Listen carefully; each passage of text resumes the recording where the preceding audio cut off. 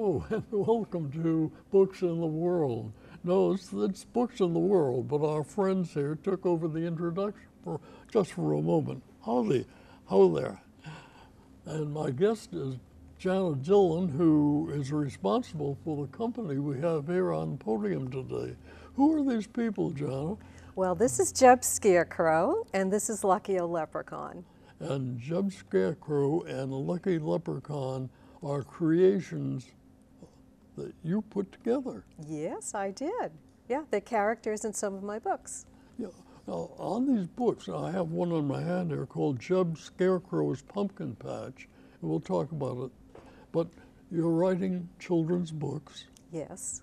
And you're doing the painting for the pictures in the children's books. Yes, yeah. And did you put these friends together here? Yes, I did. When I started writing and illustrating books, I got invited to go to elementary schools. So I thought, well, once I give all the information about how our book is made to the kids, they'll need a little relaxing time. So I made these dolls so I could segue from one subject to another with a little break in between. So I made Jeb Scarecrow first, and I used my son's little junior-sized basketball for the head. I stuffed I used my son's Brian's baby clothes and my nephew's little baby shoes and just made a little body and fit him into the clothes and would bring him to schools. And the children loved him. I like him too. Yeah. Hi there, pal. Yeah. So after I wrote Lucky Oh Leprechaun, I thought, well, I've got to make a leprechaun doll.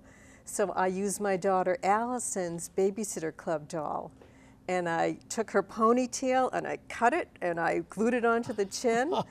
And I made the little outfit, and I found a little pair of doll tights for his little tights.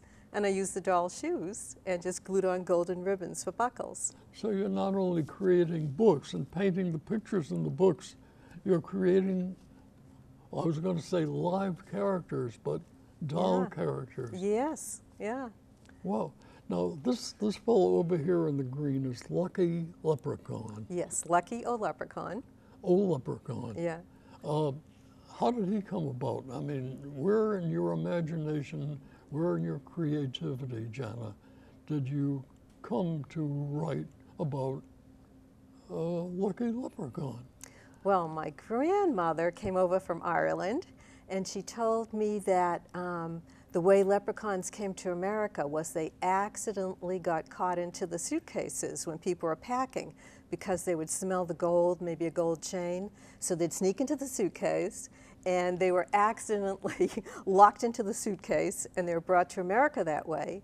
And she said the rich and powerful Irish families in America, like the Kennedys, when they opened the suitcases, they saw the leprechaun, caught him, and that's where they got all their luck. And everyone else, the leprechaun would just sneak out into the backyard, and they were still there. So I remember that story, and I thought, I'm going to write about him. I have no reason to doubt that. Yeah. All right, now, where did your storytelling come from? Is that from your Irish grandmother? I think it's from my Lithuanian father, actually. My father would tell us stories when we were little. He was an artist and a painter, so he also liked to make up stories. So he would entertain us at night by making stories up. Really? Yeah. That's a wonderful father story. Yeah. And what sort of stories would he tell you, Jana? Oh, he would tell us stories about things that happened in the Black Forest of Germany or off in a Transylvanian mountain, and it'd have these little elves and characters running around and just little stories that he'd make up, or little elves that would sneak into the house and get into the peanut butter jar and run around like little blobs of peanut butter. So you were generally surrounded by storytelling. Yes, yeah. And you come into writing these books quite naturally. Yeah, yeah. The stories that you wrote, now, they were not your grandfather's stories. No, one of them is, but the rest, and that one isn't published, but most of them, I just think of an idea, more or less, I think of a problem that a character has to solve. And then I think of the solution, and I make the middle part of it be make it look like this problem is not going to be solved. So people reading the story are hoping that it will be solved. I make the main character sympathetic. Line. Yeah, a plot line. All right, now, if we take one of your books, Jeb Scarecrow's Pumpkin Patch, and this is Jeb over here. He's a farmer. Yes, yeah. But he's a scarecrow. Yeah. All right, so you gave him life for the storytelling that's in this book. Yeah. Where do you create, or where do you jump from a line about, okay, there's a scarecrow, to storylines and plot lines? Well, I was sitting at my dining room table and I thought, some people decorate for Halloween. Other people decorate for harvest in October. And I was watching all the leaves come off the trees and it was really beautiful. And I started thinking, well, what if there was a leprechaun not a leprechaun, a scarecrow who was alive? And I started, live scarecrow. Yes, and I thought, who would he live with? So I gave him a mother and father, Momo and Dado. And I thought, what would his problems be? And I thought, well, crows. His name is Scarecrow. So what would the crows want that he has? So you have a devious mind. Yeah. So I made very obnoxious crows, funny but obnoxious, who would taunt him and say they were going to have a big party right in his pumpkin patch the week before Halloween. And I made him persevering, like someone who would not give up, even when his parents told him, oh, forget about it, Jeb, there's always next year. He said, no, it's my pumpkin patch, and I'm going to save it. You've just told me a story. Yeah. Yeah. I read in your bio that you have, what, 3 sisters? Yes. And that as little kids, or maybe even as starting to grow up, young ladies, you would put on shows. Oh, yes. We were the product of television. We would act things out, all our games and stories. We hoped that Walt Disney would just happen to be driving by the house, so we would go out front and start singing. And he didn't do it. He didn't, oh, no. It's your loss, Walt. Yeah. Yeah, we were just hoping to become child stars, and it didn't work out. Oh, but the storytelling did continue. Yes, yeah.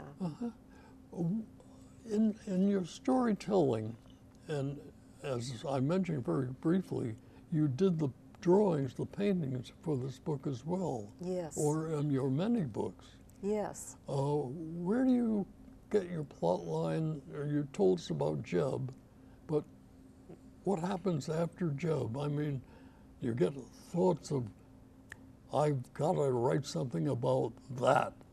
Yes. Where does that come in? Well, the Leprechauns, of course, came from my grandmother, but I'll show you this book right. because this one will tell you that this story came from a doll, a little tiny Matryoshka doll, which means little mother in Russian. And I started wondering who invented them and why. And I couldn't find out exactly at first, so I started imagining. May I backtrack? Sure. A little Matryoshka Doll, yeah.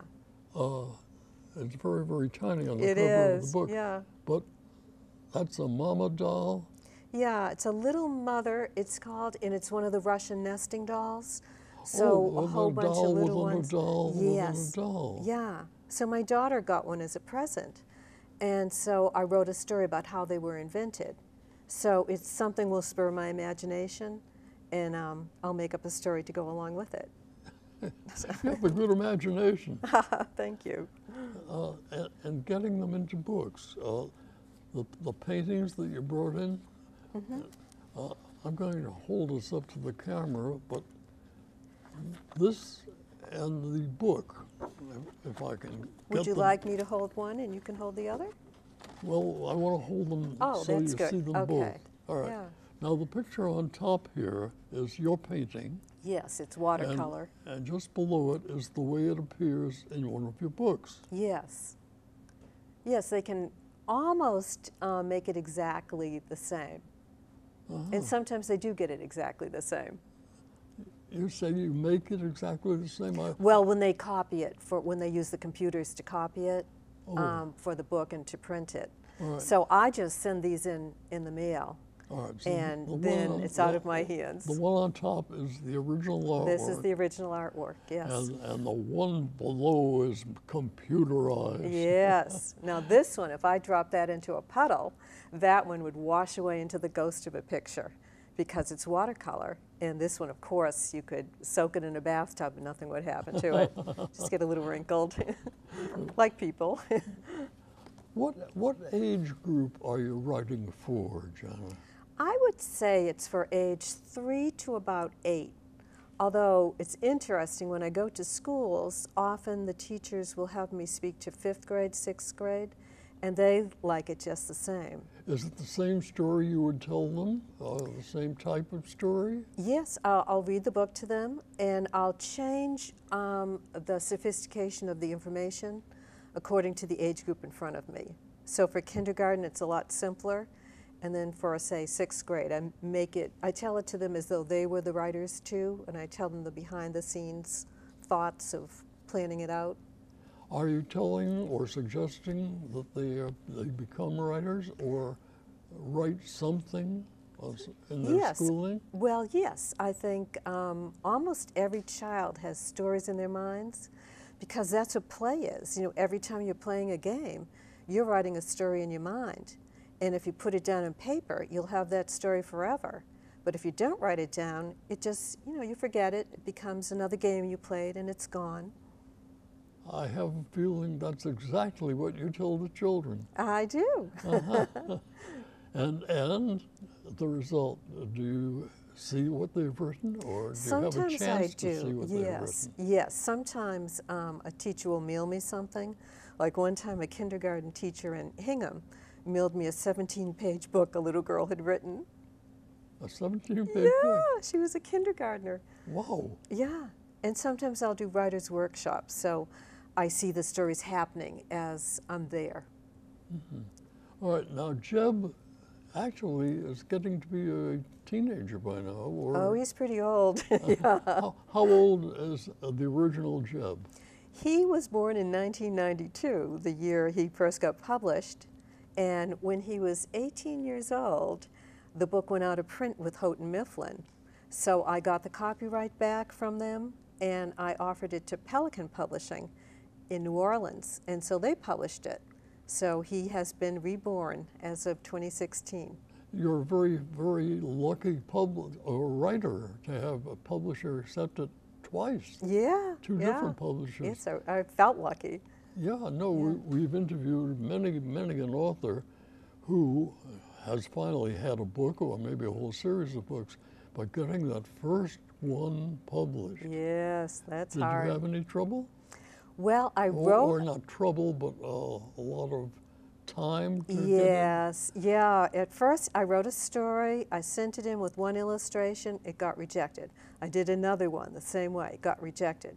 So then I thought, I have to practically hit them over the head with a sledgehammer to get noticed. So I put together the entire book in pencil. I did all the illustrations. I made a book dummy, a pretend book. And when it took 4 months to do the illustrations, and after it was done, I mailed it out to 6 publishers, and 2 weeks later, I got a call from Houghton Mifflin. So, I was so happy. Wow. Yeah. A success story. That's great. Yeah. Do you have any other characters in mind? I mean, I'm sure you're not going to just stop where we are. Yeah. I do. I have these twins called Moxie and Roxy Hoxie. Like the Hoxie. Again, please. Moxie and Roxy Hoxie. There's a Hoxie house in Sandwich where I got the name. Okay. And they go on a fairy hunt.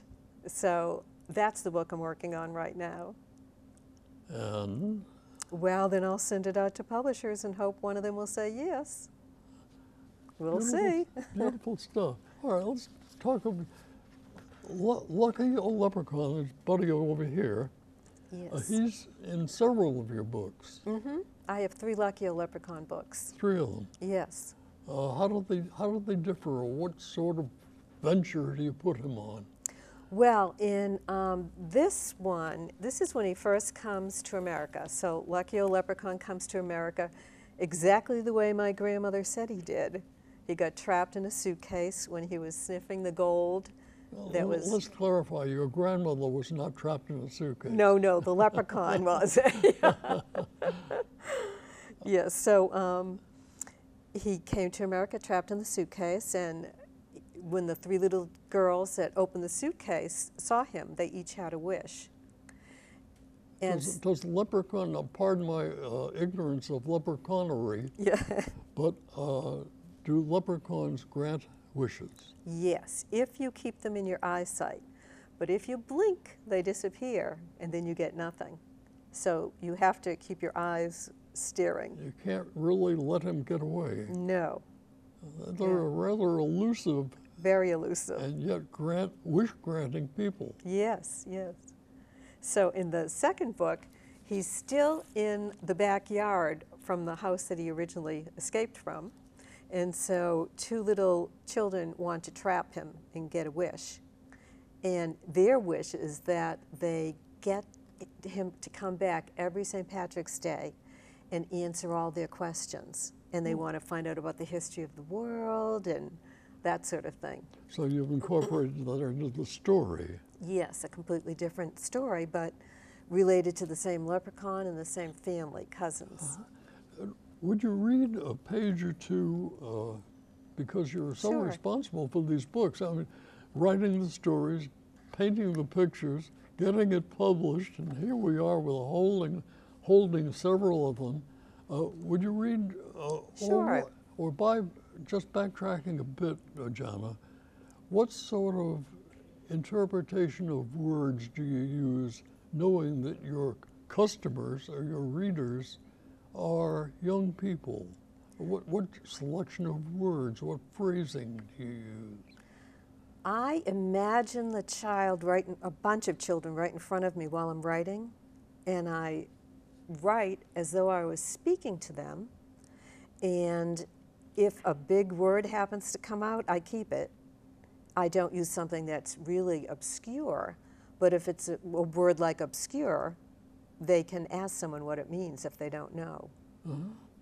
Take a word like anti-disestablishmentarianism. Yes, that one I would avoid. that would take some explaining. Yes. All right. My guest today is Jana Dillon, and she is going to read to me and to my friends here. Would you like me to read just one or two pages, or? Well, we'll start and see how it goes. All right. Well, why don't I start with this one, because I have this one practically memorized, because I read it at so many schools. And this is? This is Lucky Oh Leprechaun in school. At school? Yes, so he's hidden himself away in a school. All right, we're all going to Shall listen. I put it like this? Yes, Sure, in the yes. Okay. Sure, in the Leprechaun Trouble started the day that BB cried, "Mr. Elliot, someone took bites out of Lydia's birthday cupcakes." "How rude," said Lydia. "Who would do a thing like that?" "'Tis true. Everyone in class knew each other. They knew no one would do a thing like that, except maybe the new boy." They all turned to stare at Kevin O'Malley. "It wasn't me," Kevin cried. "Look, the bite marks are tiny." "True," said Mr. Elliot. "We believe you." He looked at the class list. Kevin O'Malley. Kevin O'Malley felt terrible indeed. He'd only been in school 3 days. No one knew his name. He felt like a big nobody. Oh.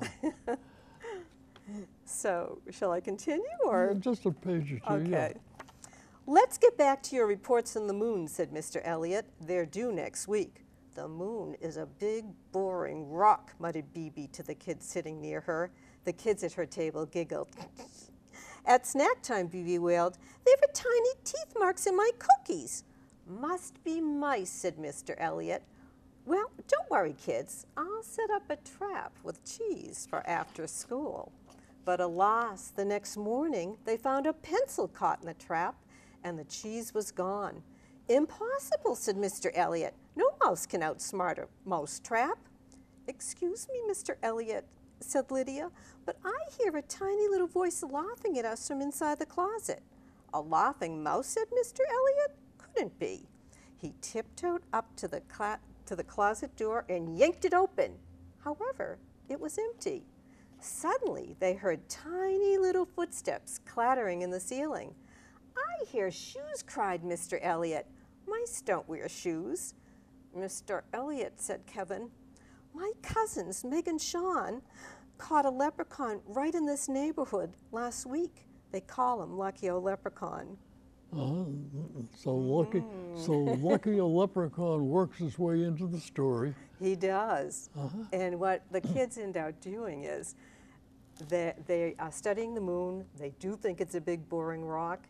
So they make the wish that he take them on a field trip to the moon, which he does. And they learn all about the moon from the little leprechaun sitting on Mr. Elliot's shoulder. And just before school dismissal, he has them go fly back to Earth. And the kids, after that, keep him in the classroom by feeding him little chocolate coins covered with gold foil. There's a great deal of imagination going on there, isn't there, Jana? Yes, yeah.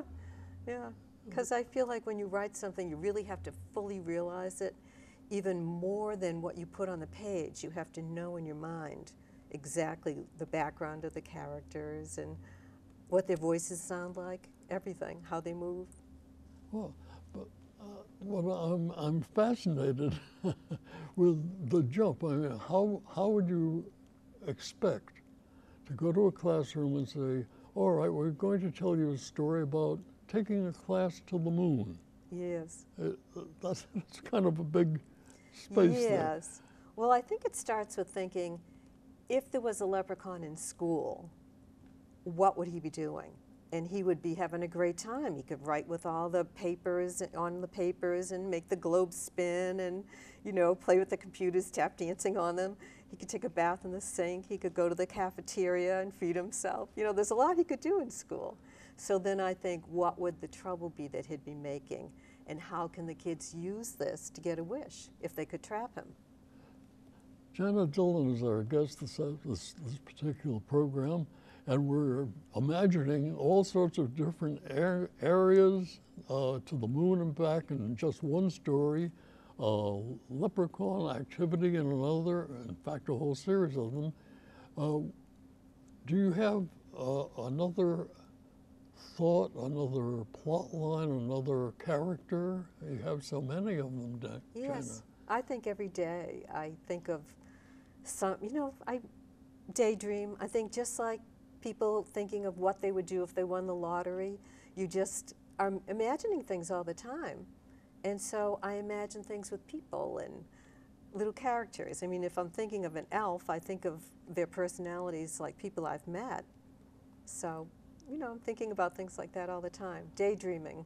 Lucky a Leprechaun wins the Mega Million. Yeah, that's when you want to capture him. Yeah. Do you know something we don't know, Lucky? Yeah. Give me a few numbers. Yeah. These dolls are great, and your books are great. The whole plan is great. Do you ever think about writing an adult novel? Actually, I am working on adult novels. Oh. Yes, so I have to somehow think of a way of hitting an editor on the head again by really getting them to notice. In your busy mind, Jana, do you differentiate completely, separate the thoughts of adult writing as against your audience for a much younger group? Yes, because in picture books, you know how they say a picture is worth 1,000 words. It's true, because you're writing very short stories, very concise. You get the whole point across in very few words, and the pictures make up for everything that you can't say, all the adjectives and adverbs. So when you're writing for adults, it can be much more detailed. That's true. Adult books usually don't have pictures in them. That's right, yeah. You have to do it all over the words. Yeah, yeah. What are some of your favorite children's stories? I love fairy tales. Probably my favorite children's book is Miss Rumphius, because I would like to be her. She had a whole life as a librarian, and when she retired, she would collect lupine seeds and spread them to beautify Maine. And in the book by Barbara Cooney, she beautifies the whole state of Maine by throwing out these seeds. Oh. So that I always thought was the most wonderful thing, to make the world more beautiful. And a lovely thought it is, too. Yeah. This collection of books you brought in today, Jeb, Scarecrow, over Yeah. here, and Lucky Leprechaun, is just such a wide expanse of work. Is Jeb going to be in other stories? Is Lucky going to be in more stories? If I am asked, I'll let the publishers ask me. When the very first Lucky Leprechaun book I wrote, the publisher asked me to write another one, and then they asked me to write a third. So I guess if they love Jeb, they'll ask me to write another Jeb. So we'll see what happens. Yeah, look for the mail. Yes, yeah. Open it fast. Yeah. Our guests today here on Books in the World, well, we have Lucky Leprechaun and Jeb, and of course the person who created, painted, brought them in and is still writing them, and that's Jana, Dillon. And I thank you very much for a storytelling period here on Books in the World today. Oh, well, thank you. It's been a pleasure. Well, You're an excellent interviewer. No, I'm just sitting here reading all the books.